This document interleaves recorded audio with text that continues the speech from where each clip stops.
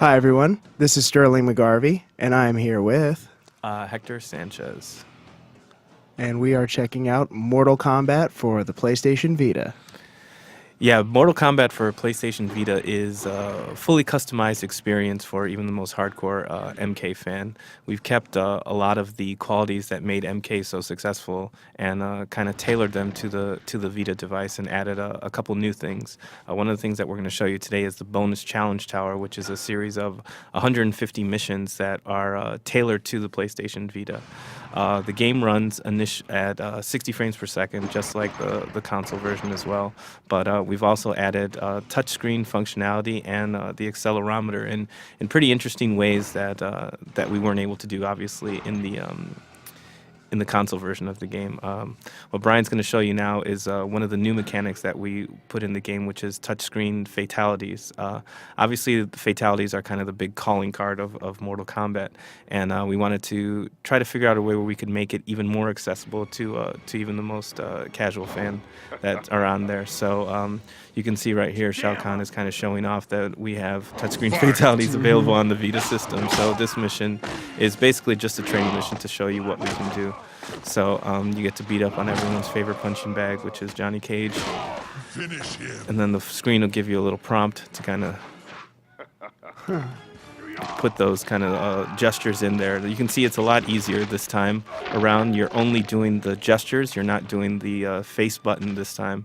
So it reduces a number of inputs that you have to put in, but it's still very visceral and still very engaging. So, in looking at that, does it just support front touchscreen, or does it also do with rear touch? I've seen other fighting games where they kind of use the rear touchpad for different functions. Similar to the We front. wanted to focus only on the front touchscreen just because Mortal Kombat is such a kind of a fast-paced, like Twitch reflex game that we didn't want people to inadvertently fire off attacks that they were doing, that they wanted to do. Okay.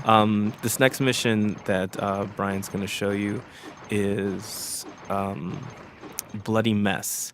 And this is just another kind of quirky way that we were able to incorporate the touchscreen functionality into like the basic Mortal Kombat gameplay. We call these missions kind of hybrid missions where you're keeping your hands on the D-pad and the face buttons as you would normally, but we also added touchscreen functionality into it as well. So you'll see as the fight gets progressively longer, your screen will be filled with blood the entire time, so you actually have to physically wipe away the blood from your screen to make sure that you can actually see what's going on. And while you're wiping the blood away from the screen, it gives you a little bit of a health power-up to kind of help balance out the mission as well. So again, it's another one of those fun things where we kept the kind of core Mortal Kombat experience, but added something new and customizable for the Vita. Brian will also be able to show you one of the things that we added, which is the ability to fire off the X-ray move using the touchscreen. Again, fatalities and X-rays were kind of the big high-impact, cinematic moments in the game. We wanted to make those as accessible as possible. We figured there's going to be a lot more casual people that are going to want to pick up Mortal Kombat for the Vita than there were for the console version. So that was one way that we could incorporate that into it.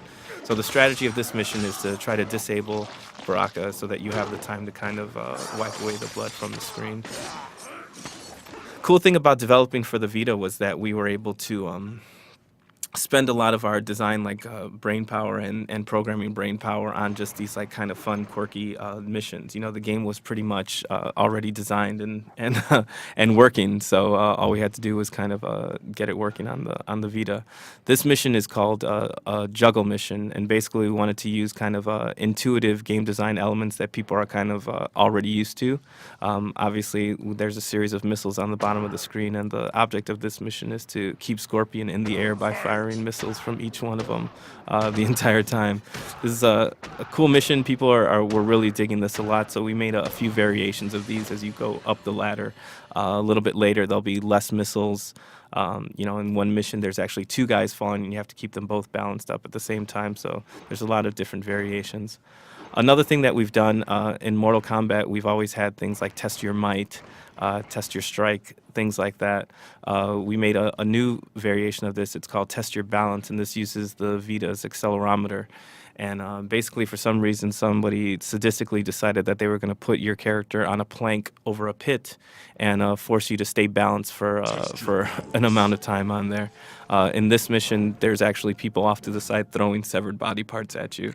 And if you fall, obviously, you know, the Mortal Kombat way, there's an interesting way that you wind up dying. So what we're guessing is that people are probably going to fail these missions on purpose as many times as possible to see how many of these different variations there are. It's always something different whenever you die. Another example of a hybrid mission is a mission that we call Missile Mayhem. Basically, in Missile Mayhem, you fight as Sub-Zero against Sector, and Sector's firing missiles at you while he's fighting you. And the goal of this mission is to stay alive while detonating the missiles that come off screen using the touchscreen while blocking the attacks that Sector's getting at you at the same time. So it's been pretty cool to try to find these kind of like different variations of missions to utilize all of the features that the Vita has.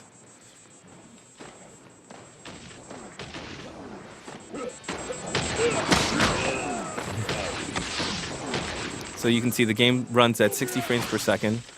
We have all of the content that was available from MK, from the original Mortal Kombat from last year. We have all of the DLC characters. Kratos is available. And we have all of the costumes that we had released available as well. Plus, we have an additional 16 costumes that are exclusive to the Vita that we reward to the player throughout Challenge Tower. In the last Challenge Tower, you had to complete the entire 300 challenges to get kind of the reward. And in this one, we wanted to kind of give people a reward as they were ascending to kind of increase that compulsion loop of wanting to keep playing more and more and more to get there, to the end. This mission is kind of part 2 of one of the more popular missions from Challenge Tower of Mortal Kombat. And this is where Melina is actually trying to give Scorpion a teddy bear that he doesn't want. So he kicks it back at her, and it's just one of these kind of standard fights.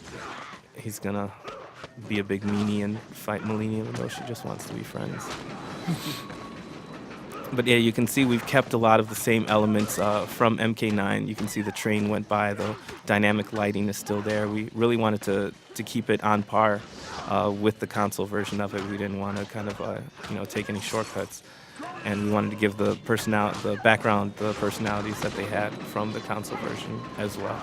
So does that also include the story mode is fully intact from the console version as well? Yes, the story mode is fully intact with the same kind of seamless transitions from the narrative elements to the gameplay elements as well.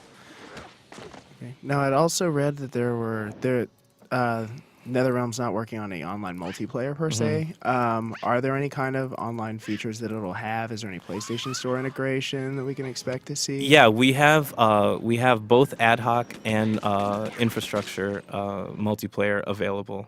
So you can play tag team and 1 versus 1 in both modes. We also have the tweak variable and balance system from the console version integrated in this as well. So we have all the latest patches and all the latest balance data available. So if something gets updated on the console version, it'll be updated on the Vita version as well to keep them kind of at the same place as both of them. This is another interesting mission. This is a mission where Striker, for some reason, has an infinite number of fruits and vegetables that he can hurl at you, and you actually have to cut them, and it's kind of a tug of war with your super meter. You want to fill up your super meter before your opponent does. When he hits you with something, his meter fills up. When you slice the vegetables and fruit, you gain the super meter. So again, this just shows you a way that we're using the combat engine in kind of an interesting way. Are you about to lose? Oh, you lose. And here we are diving into multiplayer Mortal Kombat on PlayStation Vita. So we're playing an ad hoc match. Let's see what you're made of. So my humiliation will come from 3 feet away.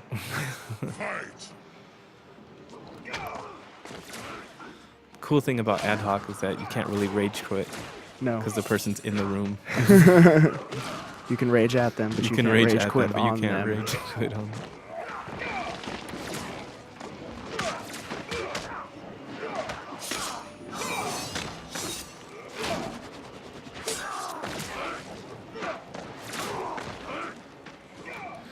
So you can see the arenas still have some of the kind of dynamic elements that made them pretty have good personality in the console version of the game. So this is the Soul Chamber. It made its debut in Mortal Kombat 3. It was designed by Tony Goski, and this is kind of the updated 2011 version of it.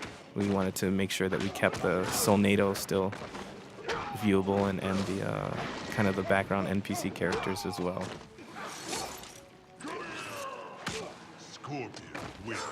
Wow. He was being nice. He was being very nice.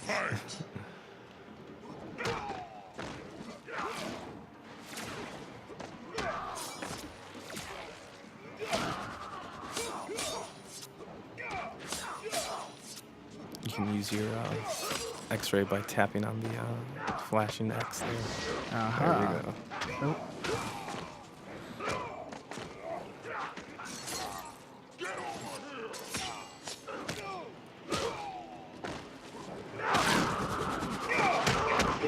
I had that one coming.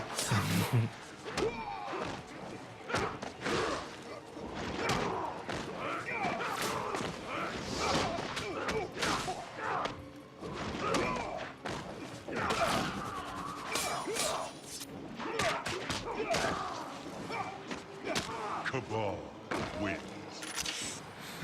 Apparently failure is an option. Fight! It's all right. Yeah, going through it, I mean, combat-wise, it feels a lot like the PS3 version. Yeah, we wanted to make sure that kind of moment-to-moment gameplay was the same. We wanted, combos that you've learned on the PS3 for the past year don't just go away or don't work. We wanted to make sure that they felt and stayed the same. And also, if you have this version and you're going around on the bus, going to school or whatever it is that you do, and you're practicing combos on this, you can jump onto the PS3 and they'll still work. So we want to keep the gameplay the same. Now, what kind of adaptations had to be made for the Vita in terms of, Surprisingly, not too much. I mean, we obviously had to reduce some of the polygons of the characters and the backgrounds because we're displaying on a 3.5, 4-inch screen versus a 60-inch 3D television. Cabal wins. But for the most part, because the fidelity of the Vita screen is so sharp, you really can't tell the difference of what we do. It really does look on par with the console version. All right, excellent. So, when can we expect to see this in our soon-to-be coming out PlayStation Vitas? We right now are targeting a spring 2012 release, so we should be within the launch window. All right, thank you. All right, thanks.